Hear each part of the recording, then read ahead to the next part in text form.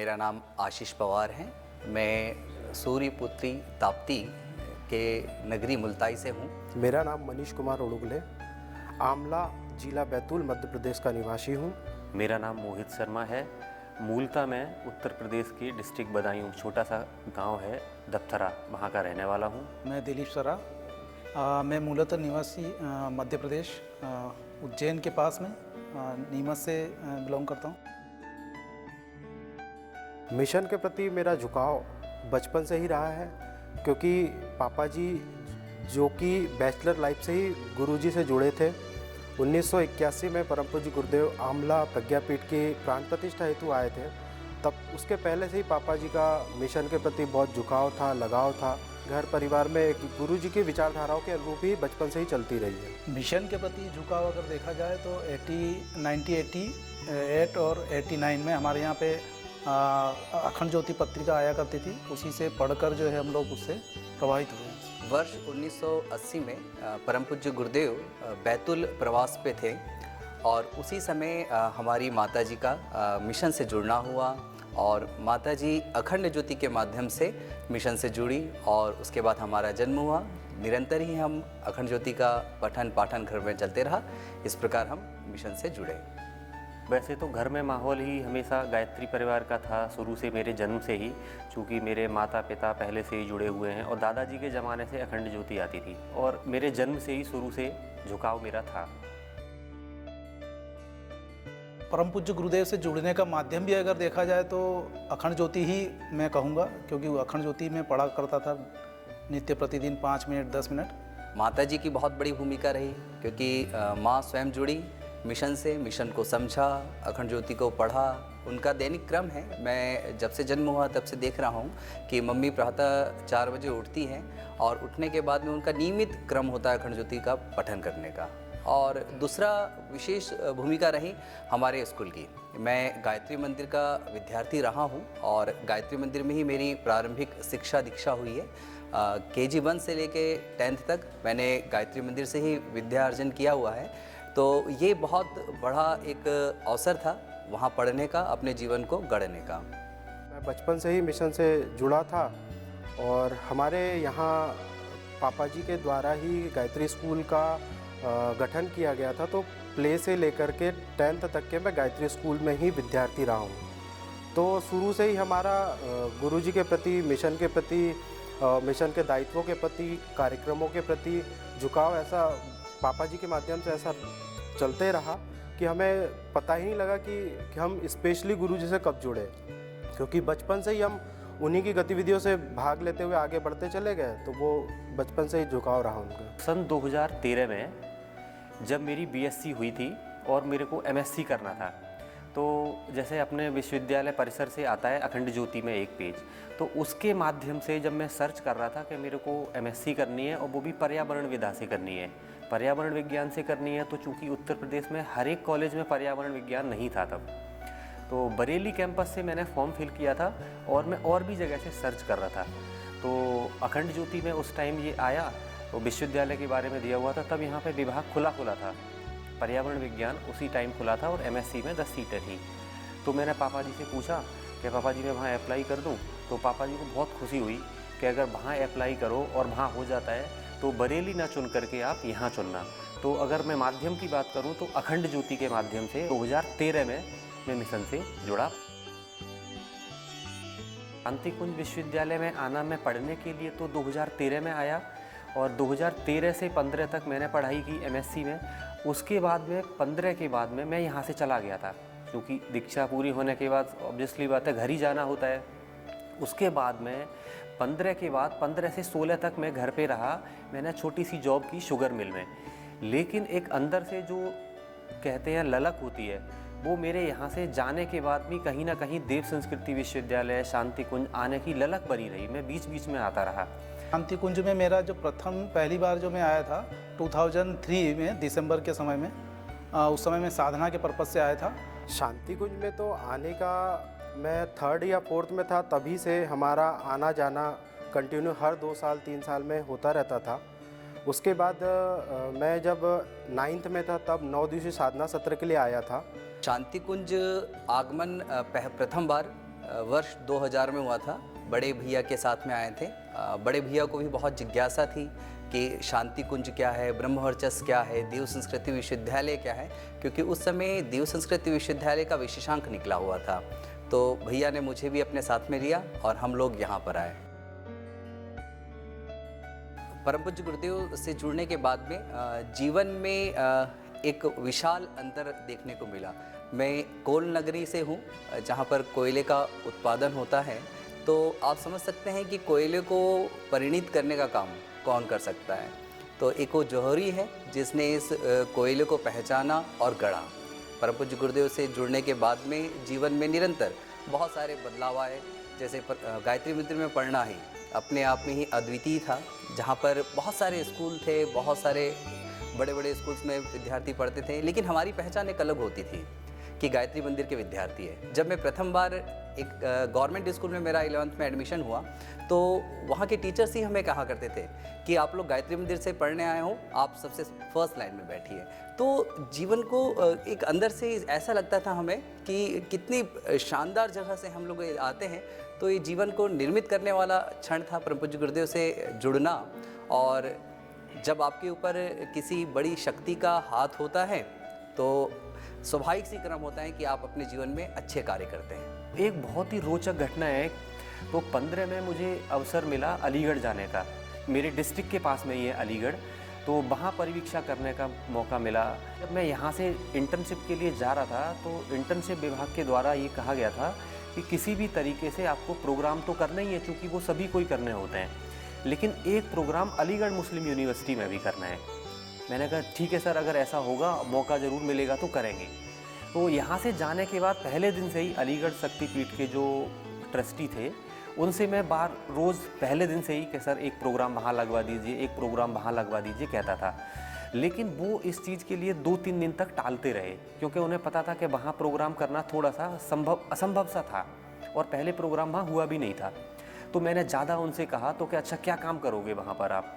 मैंने बताया जो मिशन के प्रोग्राम है, तो उनमें से जो आप कहोगे वो काम कर देंगे। तो क्या चलो मैं बात करता हूँ। तो वहाँ पे उन्होंने बात की।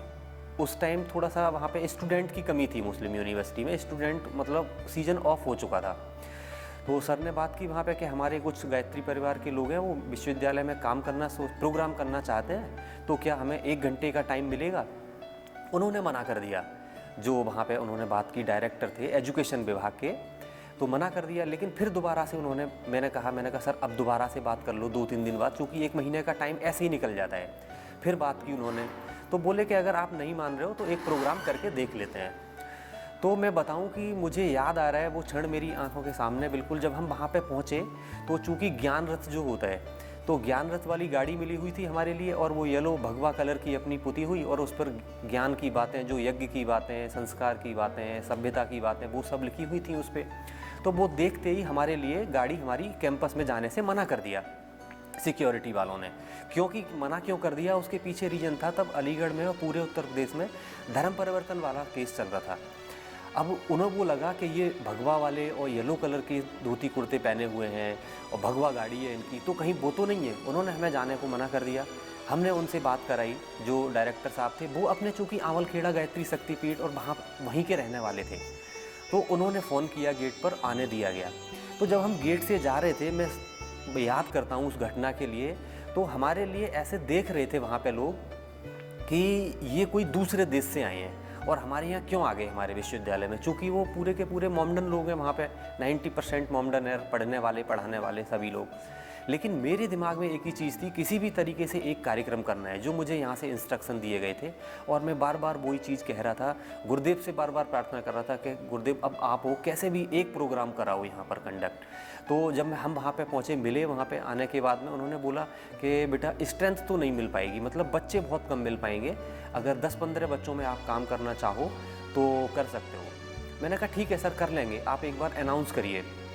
तो अनाउंस करने के बाद उन्होंने अपने बच्चों को बताया, जो उनके यहाँ पे बीपीएड और एमपीएड के बच्चे थे, वो उनके डायरेक्टर थे। और अनाउंस करने के बाद वो 10 या 15 बच्चे जो बता रहे थे। तो जब प्रोग्राम शुरू हुआ, 1 घंटे का प्रोग्राम हमने किया था, उसमें एक योग डेमो का भी था और अपने मिशन के बारे में और विश्वविद्यालय के बारे में। तो उसके बाद में जब स्टार्टिंग में जब उसकी स्ट्रेंथ थी हॉल में 20-25 लोग थे उस कमरे में बैठे हुए, लेकिन जैसे जैसे जैसे जैसे हमें देख रहा कि लास्ट टाइम आ रहा था, उस हॉल की कैपेसिटी थी 50 लोग बैठ सकते थे सेमिनार हॉल में, वो पूरा का पूरा फुल हो गया था। और प्रोग्राम ख़त्म होने के बाद में जब स्टूडेंट्स वहाँ के जो थे वो मिशन के बारे में जानने के लिए, विश्वविद्यालय के बारे में जानने के लिए उत्सुक थे और ज़्यादा, लेकिन टाइम चूँकि हमारे पास कम था और विश्वविद्यालय की भी कुछ अपनी गरिमा होती है कि नहीं, जो टाइम दिया गया है उसी टाइम में आपको ख़त्म करना है, तो वो जानने के लिए हमारे पास आई। फिर जो हमारी टीम 3 लोगों की टोली गई हुई थी और सारी चीज़ें उन्होंने जानी, तो मैंने देखा कैसे एकदम से गुरुदेव ने वहाँ एकदम से माहौल बनाया हो और ऐसा माहौल क्रिएट किया कि वो लोग सुनने को उत्सुक थे हमारे लिए, जो पहले हमारे लिए वहाँ एंट्री नहीं मिल रही थी। तो ये एक बहुत झुकाव कह सकते हैं और परिवर्तन कह सकते हैं। परम पूज्य गुरुदेव से जुड़ने के बाद, चूँकि उनके विचारों से के माध्यम से जो है मेरा बहुत जुड़ाव रहा है, क्योंकि मैं उनकी अखंड ज्योति को पढ़ा करता था और उनके अखंड ज्योति में जो भी मैं पढ़ता था, कोई ऐसी परिस्थिति आ जाती थी उसमें सॉल्यूशन मुझे उसका मिल जाता था। तो एक आश्चर्य का विषय होता था कि हमारे जो सारी परिस्थितियाँ जो ऐसा कुछ घटनाएं घटित हो जाती थी उसका तालमेल उससे हो जाता था, तो बड़ा आश्चर्य का विषय था मेरे लिए। तो धीरे धीरे बदलाव होता गया और आज जो है हम भी, मेरे प्रेरणा का स्रोत अखंड ज्योति ही है। परम पूज्य गुरुदेव से जुड़ा तो बचपन से ही था। जो कुछ भी हूँ आज इस परिस्थिति में, आज यहाँ आपके सामने हूँ, ये सब गुरु जी की प्रेरणा, गुरु जी का मार्गदर्शन, गुरु जी के संरक्षण, जो कि समय समय पे हर चीज़ सिखाई, समझाई और यहाँ तक मुझे पहुँचाया। श्रद्धावान परिजनों के लिए मैं संदेश की बात करूं तो सबसे बड़ा संदेश तो यही है कि विषम परिस्थितियों में मिशन के प्रति, विश्वविद्यालय के प्रति और अपने कर्तव्यों के प्रति हमेशा श्रद्धा बनाए रखें। अपनी श्रद्धा में, अपने विश्वास में कोई कमी नहीं आने दें। जैसे जो नेगेटिविटी वाली बात होती है, डॉक्टर साहब भी हर एक क्लास में अपने कहते हैं कि नेगेटिविटी आउट, पॉजिटिविटी इन। तो इन विषम परिस्थितियों में अपनी श्रद्धा को टूटने ना दें, अटूट श्रद्धा रखें मिशन के लिए और परम पूज्य गुरुदेव परम वंदनीय माता जी के प्रति।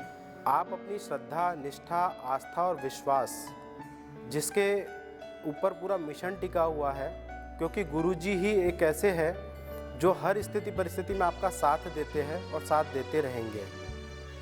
गायत्री परिवार एक ऐसा परिवार है जहाँ पर विभिन्न धाराएं, विभिन्न नदियाँ आकर मिलती हैं। एक छोटा भारत कह सकते हैं, एक छोटा संसार कह सकते हैं गायत्री परिवार को। यहाँ पर सभी का स्वागत होता है, आत्मीयता, प्रेम से लबालब भरा हुआ, जहाँ पर कोई छल नहीं है, जहाँ पर कोई कपट नहीं है, जहाँ पर ईर्ष्या नहीं है, द्वेष नहीं है, बस है तो है एक प्यार, समर्पण, त्याग। हम कितना अपने आप को आगे रख सकते हैं, कितना हम कंट्रीब्यूट कर सकते हैं, हम कितना लोगों के लिए एक बचपन से हम लोगों को सिखाया गया था, स्कूल में नैतिक शिक्षा की क्लास होती थी कि जो मिशन है श्रद्धावान लोगों का है। आप अपनी श्रद्धा के रूप में क्या दे सकते हैं?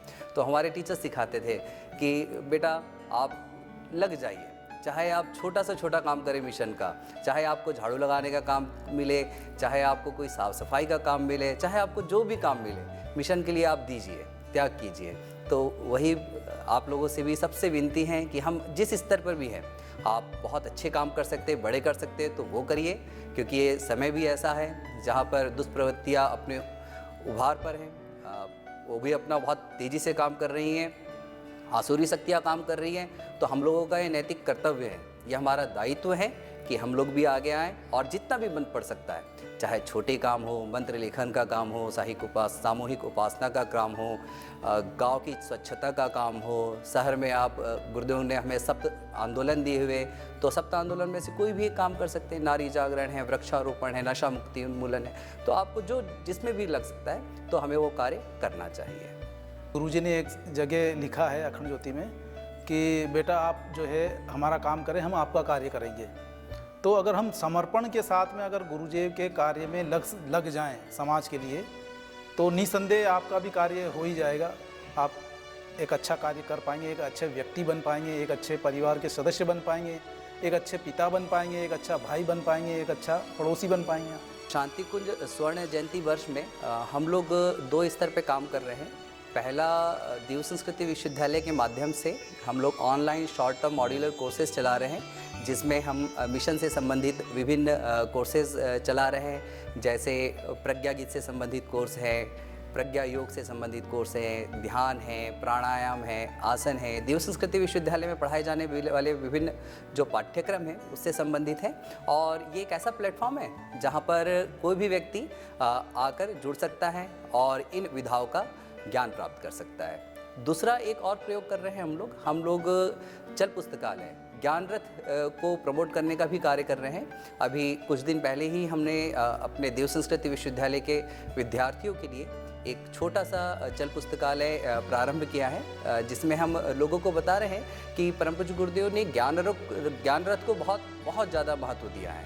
ज्ञान रथ के माध्यम से हम जन जन तक बड़े आसानी से पहुंच सकते हैं। ज्ञान रथ में हम परम पूज्य गुरुदेव का साहित्य रखते हैं। हम लोग ऑडियो कैसेट के माध्यम से प्रज्ञा गीतों का प्रचार कर सकते हैं। हम लोग वीडियो प्रेजेंटेशन के माध्यम से हम कार्य कर सकते हैं। लोगों से मिलना हो सकता है, लोगों के साथ हम परम पूज्य गुरुदेव के साहित्य को शेयर कर सकते हैं। तो एक ये दूसरा जो एक क्रम है, इसको भी हम परम पूज्य गुरुदेव शांति कुंज का जो हमारा स्वर्ण जयंती वर्ष है इसमें संचालित कर रहे हैं। शांति कुंज स्वर्णिम वर्ष में एक मैं चाहता था कि गुरुदेव ने 3000 से ज़्यादा साहित्य की जो है रचना की है और कोई ऐसा विषय नहीं छोड़ा उनने जिसके में उन्होंने लेखन नहीं किया हो। उनके साहित्य से जो है अगर निकाल कर हमारे पाठ्यक्रम में अगर समाज के लिए कुछ उपयोगी हो सकता है तो बहुत बड़ा हो सकता है। और मैंने एक बुक्स लिखी है, उसमें भी मैंने गुरुजी के उसमें अधिक से अधिक साहित्य का उसमें वर्णन किया है। आगे भी मैं चाहता हूँ कि गुरुजी के साहित्य को किस तरीके से पाठ्यक्रम में जोड़ा जा सकता है, उसके लिए मैं प्रयासरत हूँ। शांति कुंज स्वर्ण जयंती वर्ष में विशेष मेरा अपना स्वयं का संकल्प ये मैंने अपने मन में ठाना है, स्वाध्याय और सत्संग की व्यवस्था, जो कि जिसके तहत मैंने अपने जीवन में पुनः चालू भी कर दिया स्वाध्याय और सत्संग का मार्गदर्शन देना भी और करना भी, जिससे कि आने वाली पीढ़ी जो यहाँ विद्यार्थी पढ़ रहे हैं उनको एक अच्छा माहौल दे सके, उनको गुरुजी के बारे में, मिशन के बारे में अपनी जानकारी दे सके और मिशन के आने वाली समस्या का हो, मिशन का इतना बड़ा